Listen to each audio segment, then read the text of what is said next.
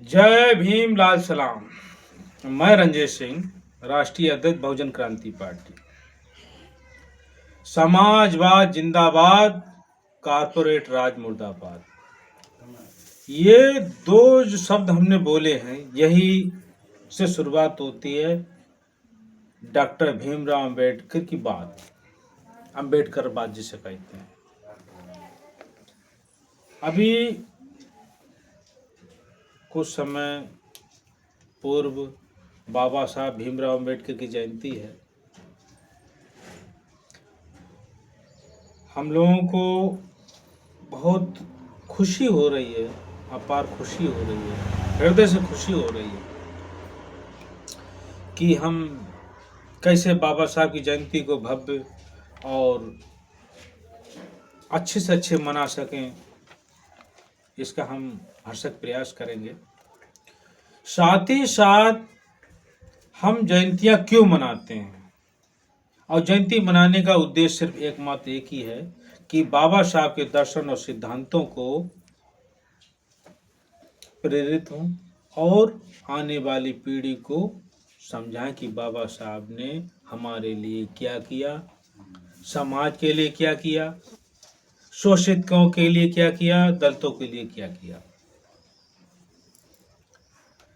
बाबा साहब भीमराव अंबेडकर भारत का प्रथम अर्थशास्त्री, डायरेक्टर ऑफ द इकोनॉमिक्स,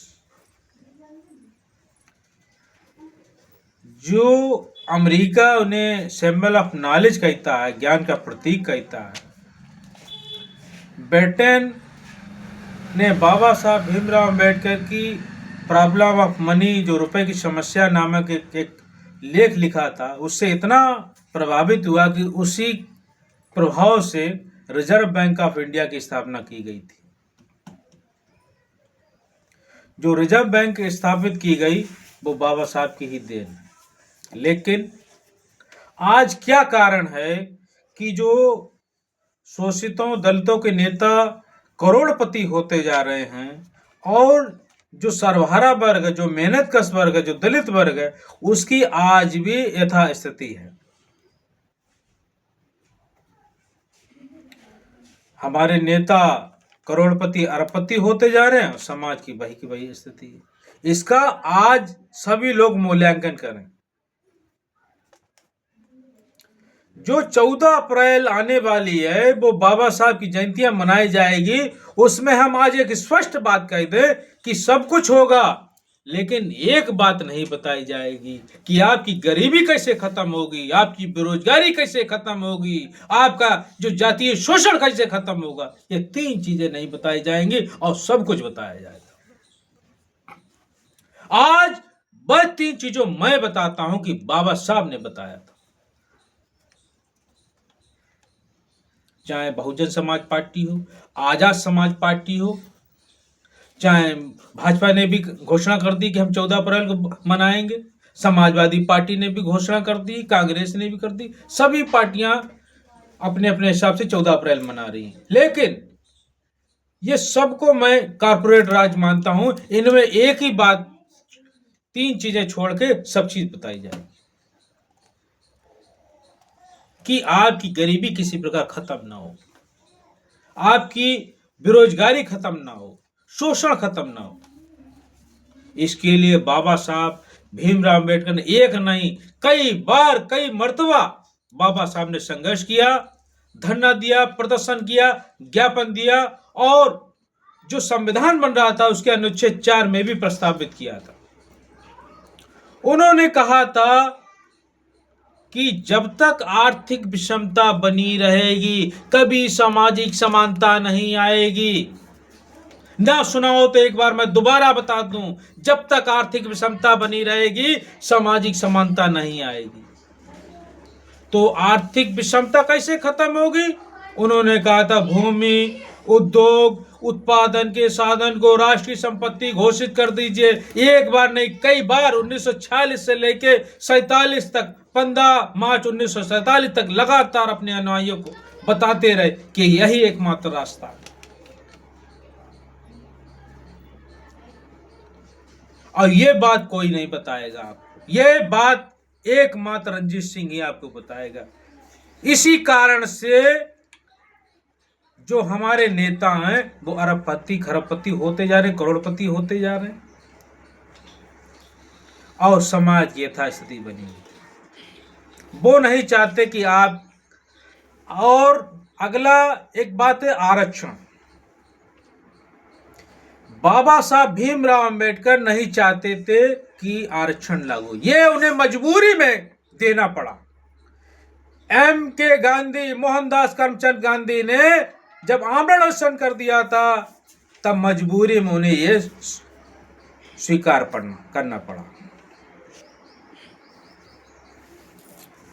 बाबा साहब भीमराव अंबेडकर जानते थे कि हमारे इतने लाखों करोड़ों जो अनुयायी हैं उसमें से सिर्फ मुट्ठी भर लोगों को ही आरक्षण मिल पाएगा।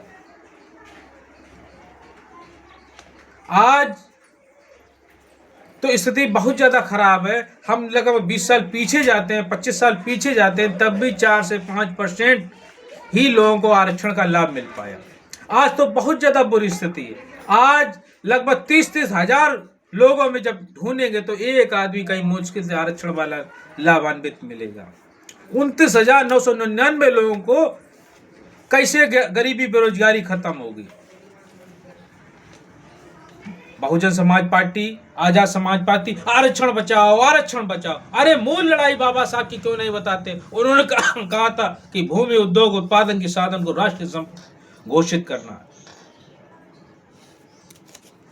ये सब कारपोरेट राज की पार्टियां, ये हमें तो हैरानी होती है कि बाबा साहब भीमराव अंबेडकर ने कब जाति की लड़ाई लड़ने के लिए कहा था कि इन्हें गालियां दो। आजाद समाजवादी पार्टी ने तो ये कह दिया कि हम किसी सवर्ण को नहीं करेंगे। ऐसे तमाम हमारे जो साथी थे, इस समय दुनिया में भी नहीं है, वो पूरे जीवन भर दौड़ते रहे, भागते रहे। कहीं वहाँ जुल्म हो रहा, कहीं वहाँ शोषण हो रहा, कहीं वहाँ भाग रहे, कहीं वहाँ वो गालियां दे जा रही। आखिर में उनकी मृत्यु हो गई और उनके बच्चे भी आज दर दर भटक रहे हैं। कल हमसे एक आदमी ने कहा कि भैया रैली हो रही, कितनी बसें ले जा रहे हैं? हमने मैं मूर्खतापूर्ण काम नहीं करूंगा। इससे उन्होंने कब कहा कि हम गरीबी बेरोजगारी खत्म कर देंगे या राष्ट्रीयकरण की बात करेंगे? अरे आज हम गरीबी में झेल रहे हैं, हमारे आने वाली जो बच्चे हैं, हमारी जो संतान है, वो रास्ता तो नहीं चल रहे, तो हम ये काम हम नहीं करेंगे। आज जितने बाबा साहब के अनुयायी आए और कोई भी बाबा साहब के अनुयायी, उससे आप यही दरवाजे पर रोक के कहिएगा हमारे बच्चों को आप कैसे बेरोजगारी खत्म करेंगे बताइए। अगर वो राष्ट्रीयकरण की बात नहीं करेगा तो बाबा साहब का वो नाम पे एक धोखा देने वाला आदमी है। वो सिर्फ लड़ने के लिए कहेगा। क्यों? कारपोरेट राज का सिद्धांत होता है कि जो मेहनत का वर्ग है वो आपस में लड़ाते रहो। लड़ने के लिए आपको पैसा भी देगा, हथियार देगा, सब कुछ देगा, लेकिन आपकी गरीबी बेरोजगारी के लिए जब कहेगा तो हाथ खड़े कर देगा।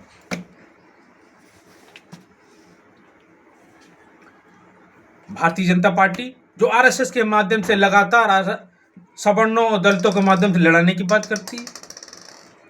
आजाद समाज पार्टी और मुक्ति पार्टी और ये बसपा, ये हमेशा जो बाबा साहब के दर्शन और सिद्धांत, आर्थिक सिद्धांत से दूर दूर ले जाने का हमेशा प्रयास करती है।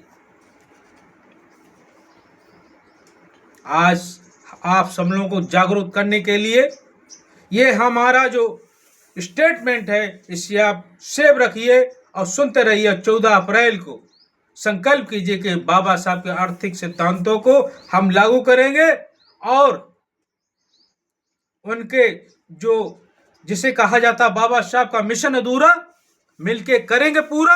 आखिर करेंगे, कौन पूरा करेगा? उसकी शिक्षा नहीं देते हैं, वही शिक्षा यही है। बाबा साहब की जो गरीबी की खत्म करते हैं, जाति शोषण की बात करते हैं, कुछ लोग कहते हैं बुद्ध धर्म में चले जाओ। ये भगवान बुद्ध का जो सिद्धांत है, और बाबा साहब ने कब कहा था? उन्होंने कहा था कि आर्थिक विषमता जब तक रहेगी तब तक सामाजिक समानता नहीं आएगी।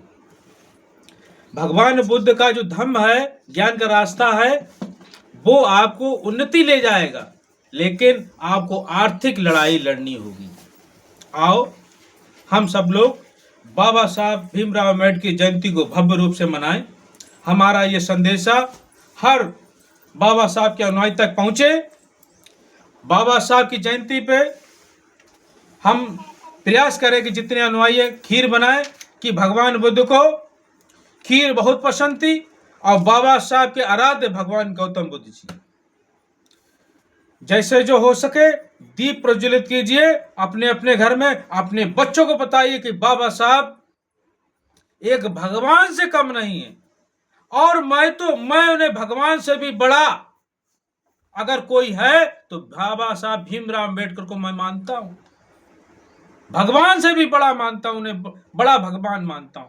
क्यों? उन्होंने एक ऐसा रास्ता बताया जो गरीबी, शोषण, अन्याय, अत्याचार को खत्म करता हो। आओ इस 14 अप्रैल को बाबा साहब के दर्शन और सिद्धांतों को जन जन तक उतार दीजिएगा। जय भीम।